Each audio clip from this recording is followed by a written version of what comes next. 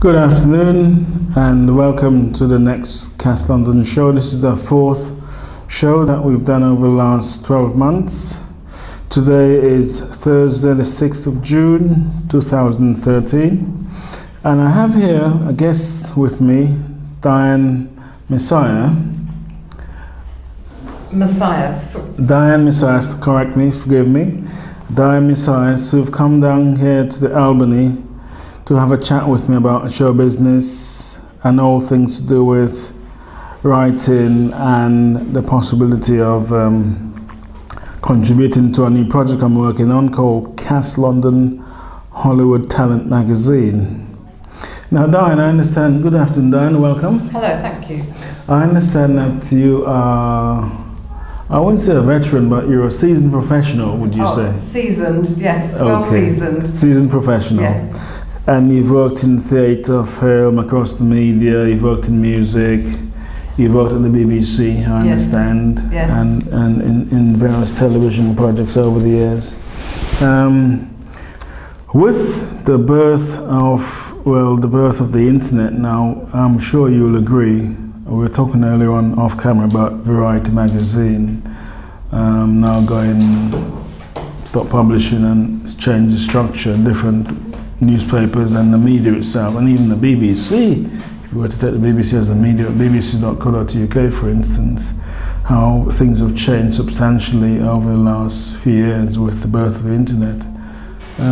How do you see things progressing for people like writers? If you take, for instance, Arianna Huffington from Huffington Post, who set up her website and then she effectively sold it to one of the big corporations, I think it was AOL. How do you see the future for writers, especially with, for instance, the explosion in e-books and online writing, like for instance with 50 Shades of Grey, for instance? Oh, that's a slightly different angle. How do you, I'm just using that as an example. Used a lot of different angles in 50 Shades of Grey. Not that I've read it. Yeah. Well, of course, there's much more of an outlet now for writers, and it means anyone can get onto the internet. You don't have to be professional because it is a publishing form of publishing. But of course, it's like in the news world where you've got 24-hour news now. There is a demand for material. All the time. The demand is much bigger. However, because so many people can contribute, it means that you've got to be much more selective about the quality and where to find the quality of writing. And that's very important, isn't it? Because you have issues now to do it. For instance, in today's Guardian, the Cultural Secretary is talking about censoring websites so that they don't put up too much offensive content on the internet. You've got to be careful of where your material goes now, haven't you? When you say where the material goes, I mean, I think I'm a great, I'm an ardent liberal and I'm against the censoring of free speech as long as there are certain rules followed.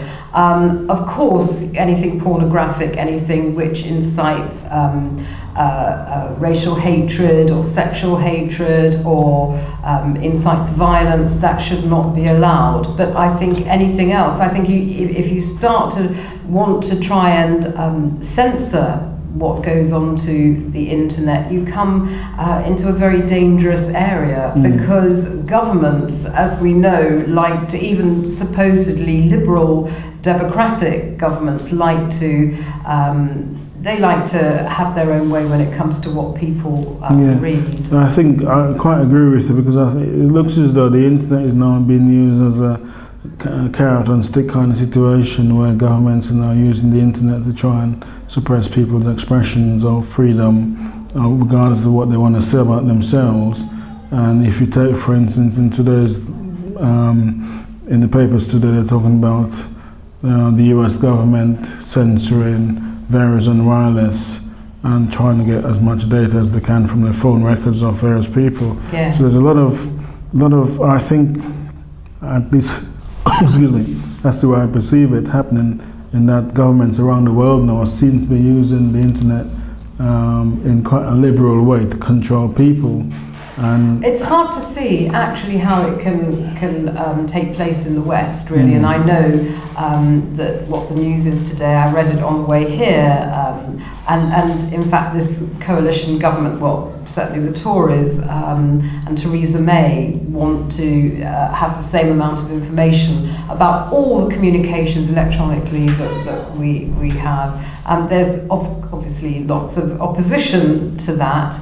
Do you think government's getting a bit greedy for information? I think it is, and I think it's very sinister. It's just this power thing. We must grab onto as much as we can. I think the thing is that you never know the information that they have about you. You never know whose hands it's going to fall into, and then they start to use it for insurance purposes, and then they'll start to use it for commercial purposes. There was the thing about Google Street View with all the cars going along on the cameras. If you saw, one woman might have seen her husband coming out of her neighbour's house when she, he shouldn't have been there and stuff like that. This is an intrusion. This is your privacy. Absolutely, okay. It is. And I think that the danger is we've become a little bit complacent in this country now, and too many of us think that the government wouldn't overstep the mark, but actually it's a sort of insidious sort of creep. Now, come back to why you approached me, because you approached me from the Stage newspaper, which I believe where you saw my... I replied to your ad, yeah. Yeah, from the Stage newspaper. And that's www.thestage.co.uk, which I often use for various campaigns. We're talking essentially about Cass London Hollywood Talent Magazine. Now, Hollywood, as you know, it's had this golden era back in the pre-1960s period, the time when stars were regarded as studio property, as they used to call it in those days, the Marilyn Monroes and Joan Crawfords and Lena Hornes of this world, Betty Davis and Frank Sinatra and there's so many names that you can spit out of a hat that's been through the studio system. How do you think Hollywood compares? I mean, obviously you had a Brit Hollywood at Pinewood Studios and Elstree Studios and Ealing Studios over the years. How do you think Hollywood compares, say, from 60 years ago to where we are today with the Tom Cruises and Will Smiths and Angelina Jolie's of this world? How do you see the star making element changing between 60 years ago, say back to 1960, and where we are today in 2013? How do you think it's changed?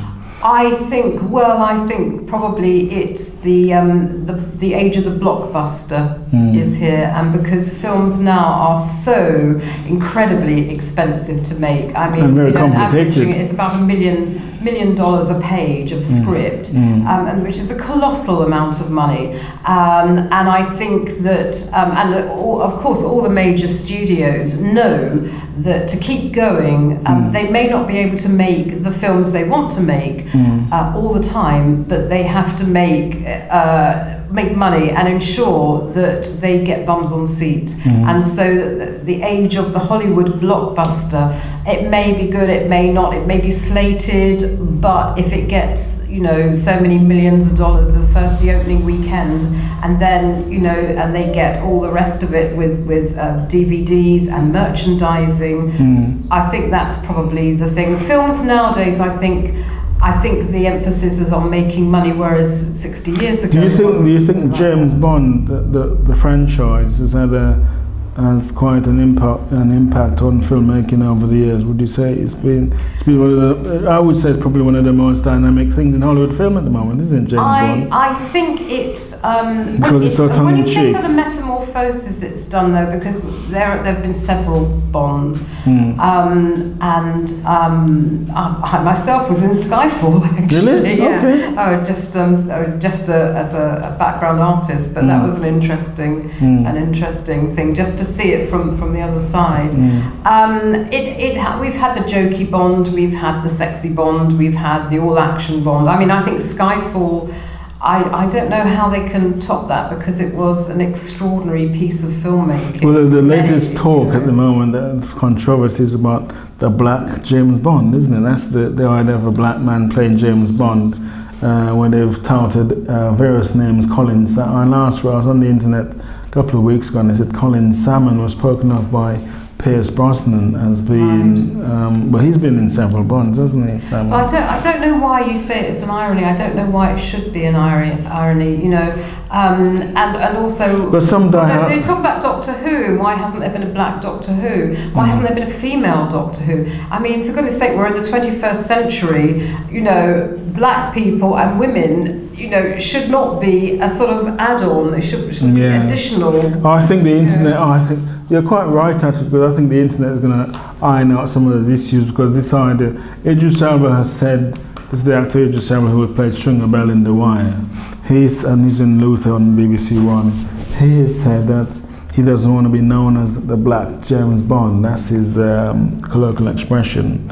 He said if he was given a job, then he wouldn't want to be called the black James Bond, because there's not been a Scottish Bond or blonde Bond as the current Bond is then in the thing is, you have to look at it the other way, that if aliens landed, and you know, sort of occasionally, you know, we see flying saucers, you know, flying over or whatever, which governments know about and we're not supposed to know about. But anyway, if aliens landed and you know, we'd be humans. We wouldn't be black, white, male, female. We wouldn't be identified by these things. We'd be humans and not aliens. I just, in the 21st century, it's staggering. You know, it's funny enough you touch on that subject. I mean, you and I are outside. By the way, we're at the Albany Theatre here this Thursday afternoon, just filming this session of the Cast London show.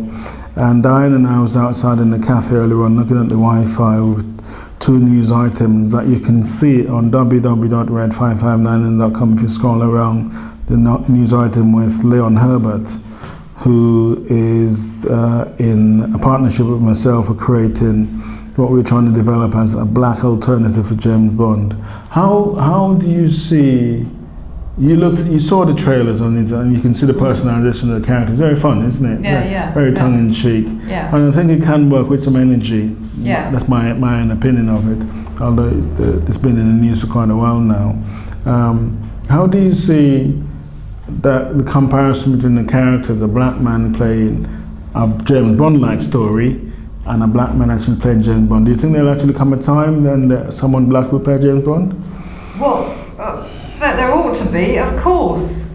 I just don't get it. You see, I'm second generation British myself. I'm Portuguese and Russian. And for me, I've never really, I was born here, grew up here, educated here, but I've never really felt particularly like I belong here. I see myself as, you know, belonging to the planet, and I just don't get this. How did you break into the show business? How did you get involved? I'm a classically trained musician, piano and violin. Right. Piano, comedy violin, as it turns out. Anyway, and you're lucky I don't have my violin here today. And Yehudi Menuhin. Yes, no, definitely not Yehudi Menuhin. Okay. But more the Les Dawson of the violin world. Anyway, yeah.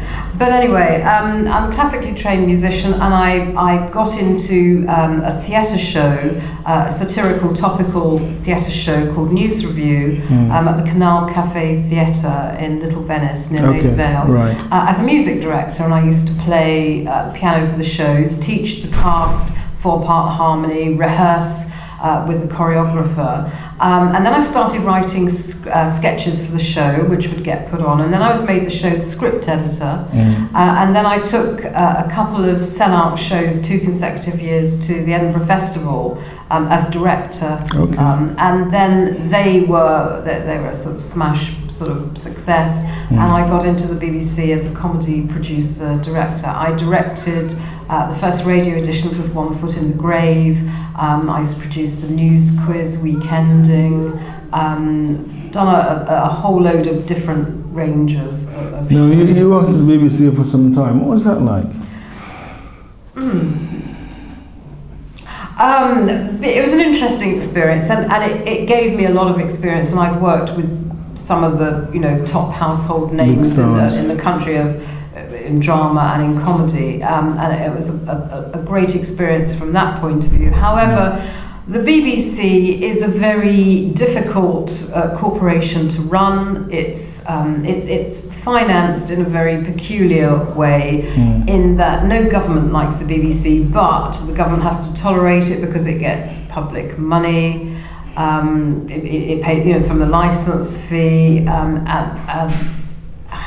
it's a very, politically, it was a very unsettled time. Producer Choice was coming in at the time. So you were on the BBC under John Birt? I was under John Birt, and then he left. It was the kind of, and then I wasn't there. I left after 5 years to go freelance, and I freelanced in the BBC and theatre and independent. How does freelance compare to working at the BBC? Well, more freedom. More freedom. I mean, you don't get a regular wage packet in your bank account every month, but it was very difficult under Producer Choice to actually battle to make programmes sometimes, because you were working for the BBC, but there were times when in certain situations you were working against them. And as a freelance, the first day I walked into the studio to do a recording, somebody said hello, sat me down and gave me a cup of tea. It was very nice. And treated me like an honoured guest. So, there you are. You don't have all the political stuff when you're freelance, but then you don't have the security of tenure. So, what do you think of this idea of a Hollywood talent magazine? Do you think it'll work? Do you think it's what we need today? Or do you think there's enough out there in the marketplace? There's Hollywood Report, there's Variety, there's TMZ, there's Daily Mail, there's Huffington Post, there's Salon.com. Have you been on Salon.com? No. Salon.com comes out of San Francisco. Right. It's a website that came about the same time as Yahoo in the mid-90s. Right. But it's a very, very, I recommend it, www.salon.com. Okay, I'll have a look. And that's covers new movies, covers critique, covers books, covers literary works, covers new technology, covers politics. Right. And it's almost like Huffington Post in some respects. Okay. But I would say it's more advanced than Huffington Post in that it's very strong in culture. Right. It's like The Guardian. Right. But come out of LA. Okay. Come out of San Francisco. Right. Very well written. And I'm often on it, and especially the issues to do with the US political establishment and how it interacts with movie culture. Right. Salon covers it quite a bit, but it's an old school website. Right. It's very, very advanced, and it's just like the New Yorker. Okay. Oh, right. Okay. I'll have a look. Kind of yeah. It's very Salon.com. So do you feel that a Hollywood talent magazine reflecting talent as we see it today around the world can work? I think it depends. I think you've got to have a USP. I think you've got to have something that nobody Some unique else. selling point. Yeah. Okay. And I think you've got to have, a lot of things which are, which drive it, which make people want to sort of log on to it and have a read because they can't wait to see, the new edition. I think that's what you've got to do, because you are competing with a number of other online, or as we said earlier, everyone's online now. You've got so much material on there. So you're talking about obviously you've got the Twitters and the Facebooks of this world that are in some respect competition. Well, I think. Well, I'm not saying they're competition. I mean, I'm on Twitter, and it's an invaluable tool for me because it publicises me, and I'll use it as a sort of experiment. I write blogs as well. AmuseNews.com is my political satire blog. Amuse News. Amuse with Z. AMUZENEWZ. Excuse me. And some water. And I write other things as well. And Twitter is great for, it's a free way of publicising what you do. Yeah. And I think that people under these 140 characters, you know, they're bite-sized pieces of information, and you're quite right to say that. I think Twitter's a very powerful vehicle, isn't it? Yes, it is. Well, when you look at, you know, with all the stuff that's going on in it's very democratized, isn't it? Everyone's on Twitter, aren't they? Whether you're Joe Blogs but you can do. I mean, and my goodness, what a powerful tool it is when people have no other means of communicating, and when actually, you know, they're in, you know, trying to protest against government repression and stuff like that. Yeah. It's an extraordinary tool. Now, as you know, Cass, I've been in the business now. This year will be my 32nd year in show business, entertainment, media in London. I won't say it's strictly true, but I'm often compared to somebody like Quincy Jones, who I've corresponded with in the past. And this black bond idea that Leon and I have been working on for some time now, Leon Herbert, who was the voice of the lottery, he used to say, "It's you," when the lottery first came out. Very tongue-in-cheek, bit of promotion on the commercial. Leon told me he went to LA and he was roughed up in LA. Physically? Not physically, but just had a rough time with the casting agent and such like. Very, very tough time for him, and he didn't enjoy it that much. That's probably why. That's one of the reasons why the black bond with Leon Herbert and myself hasn't taken off in a big way, because Leon is tired of the hype. Right. And he's now based at createlifestyle.org, over in Hackney, where he's doing managing a theatre like the Albany Theatre here. But you yourself, in terms of your writing skills and the way you see things, if you were to look, say, 18 months ahead, you see yourself as a blogger at Cass London, or do you see yourself as someone just writing an article or piece about comedy or satire? No, I'm going to be married to George Clooney in 18 months' time. In 18 months' time? Oh,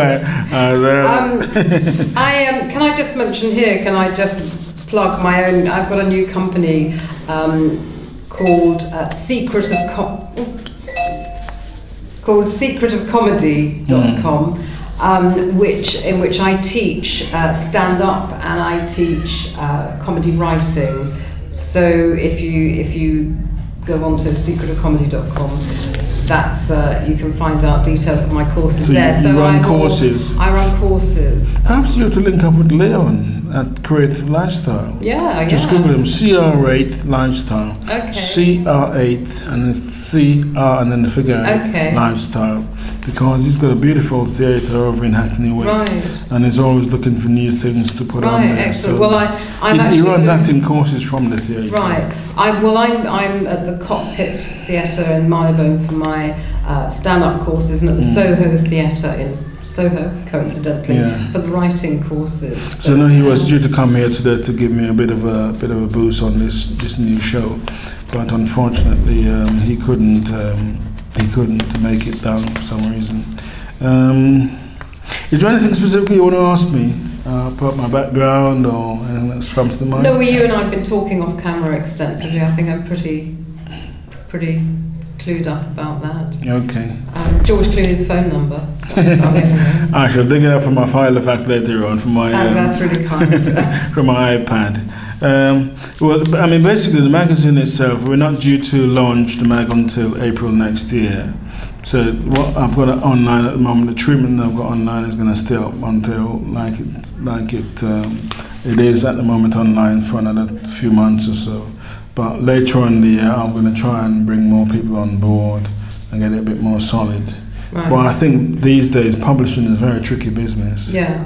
It's extremely tricky. Yeah. I mean, look at Murdoch. He bought MySpace for $500 million or whatever it was, and sold it for $20 million. Yeah.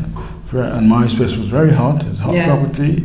Yeah. When he bought it, I thought to myself, well, that's a good buy. You know, he made a good choice there. Yeah. And yet it's now, what's MySpace now? Yeah.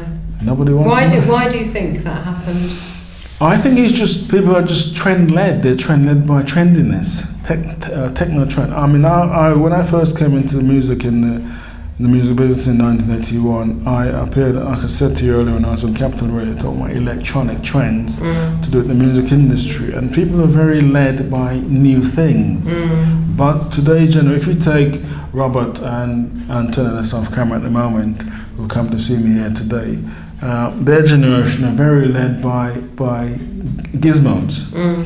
It's like a geek, trendy geek, like Steve Jobs, that kind of idea with their iPad. Because if you take Apple, for instance, the designer Jonathan Ives, an English, I think he's a Cambridge University graduate, who makes designs for Apple. So in terms of geekiness is very trendy. And the reason why I think MySpace fell behind was the fact that they failed to develop. When I went on MySpace, I mean, I'm still on MySpace, my old stuff is still there. But I think what happened with MySpace was a lot of people loved it so much. People used to quote it all their time in the advertisements that they quote Facebook and Twitter now. But what happened at MySpace, it was overloaded with so much stuff, especially the music industry just took it over. You couldn't talk to any muser without them talking about MySpace. And I think what MySpace failed to do, they failed to capitalize between the relationship between MySpace and the music industry properly. And Apple, the iTunes just came about and blew that all the way. Because iTunes made it easy to put a record out. Simple as that. And MySpace was going down a different route, I think. I suppose it's having the foresight to see what is going to... I think MySpace was more interested in trying to sell advertising around the site. And that's probably where it fell down. Whereas the ideal way to sell advertising on the internet is the way Google does it, through a link. And links are the heartbeat of the internet, isn't it? Get a link to something. Absolutely. So that's where I think MySpace fell down. But there's been many. I mean, there's the people from lastminute.com, for instance. Remember that crowd? They went. Where did they go?